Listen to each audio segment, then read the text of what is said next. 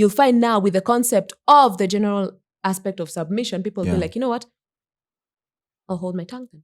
Okay. And that's, I cannot. Personally, as my own personality, I cannot. I find it hard not to speak. I find it hard not to be listened to. You know? You can't just shove me and my voice in a corner and just expect me that. But you already do that. To trust your full judgment. You already do that. No, I do not. It's just that you have a problem when it's in marriage, but you already do that. I do not trust anyone's judgment fully. When you go to I barely trust my own judgment fully. So why should I trust your judgment fully? Let me take an example, right? Mm-hmm.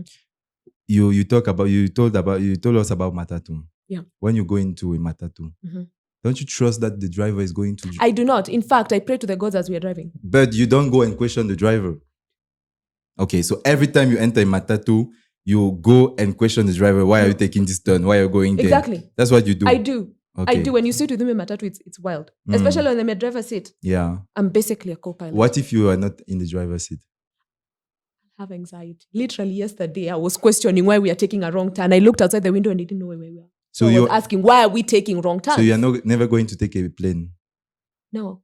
You take the plane. Okay. And then you stay on the screen and check the route until you arrive at your destination. But the route doesn't change anything. If it changes, I'm right down the cockpit. Why has the route changed? Do you even know the road? What if there's no screen? What do you mean there's no screen? There are planes I've took planes that didn't have screens. Yeah, but why didn't you check online before on Skyscanner and confirm that they do have screens on the plane? Who does that? So if you I do. I do. Let's even keep the screen. Let's say there is a screen, right? Let's say there is a screen, I overplan. How do you know that he's not going to make a decision? How do you know he's not going to stop the engine, for example? He can be on this good route, but he's stopping the engine, so the airplane will follow. How do you know that? You do realize that there are apps that monitor planes right now, even if an engine goes blank. So you can check. I'm very paranoid. What are you gonna do? No, I'm very paranoid. Yes, I will check, and I'll be the first person to save myself.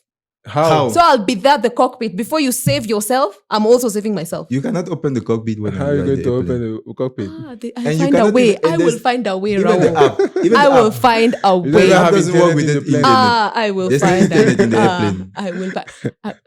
What do you mean? The airplanes come with internet, right? Most now? of them. There's airplane Wi-Fi. Most of them don't. Then why did you board the plane? When you have internet, it's super expensive. But most people are not online. Please pay for it. No, you are the one taking the airplane. I don't have a problem, so you will pay for it. Please pay for it. I'm very paranoid. I'll ensure I know the entrances of that plane, the exit of that plane. I'll check the blueprint before we go in, and I will make sure that I know where everything is at. Okay. So I overplan. Basically, you don't trust the person basically in charge. You don't trust the person in charge, right? Why would you trust that person 100%? At least let me trust you 90%. No, allow me to be suspicious of you 10%. No, you are not talking like someone who's going to trust 90%. Yeah. No, that is 90% trust because I'm already there. If I'm already there, 90%. But now that 10% is now what's speaking. They're over planning. Did our grandmothers trusted their husband? They're not me. Okay. So you don't want to do what they were willing to do to have that beautiful love, but you want that beautiful love. That's what I'm trying to understand. I want that love to find me generically. But you don't want to work for it. And for it to have all the qualities that I wanted. Yeah. And for it to fit in with my goals and my priorities. You see? Okay. So it's all about what you want. But what about reality? Reality can be fixed. So but if you want money and reality says that you have to work hard to get money, you can fix the reality and find a way not to work and get money. There'll be easier ways.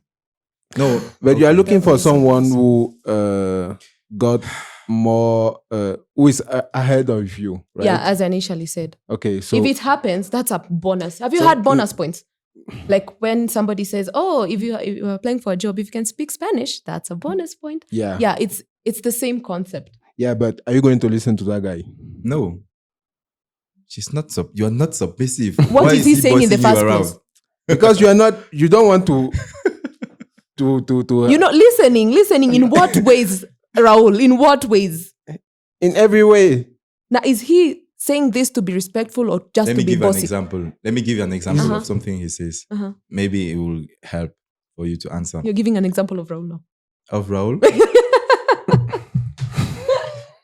Okay, give me an example of this fantasy man who's bossing me around because he has a black card. No, it's not necessary. So because if someone tells you what to do, it doesn't mean the person is bossing you around. That's why I'm saying you're taking extreme. No, that's what I'm asking him. In what aspect? Okay. Is it an advice? Is it He's just saying to be bossy? Or... No, he's not bossy. Uh-huh. He's just saying we should spend this amount of money for the education of our children.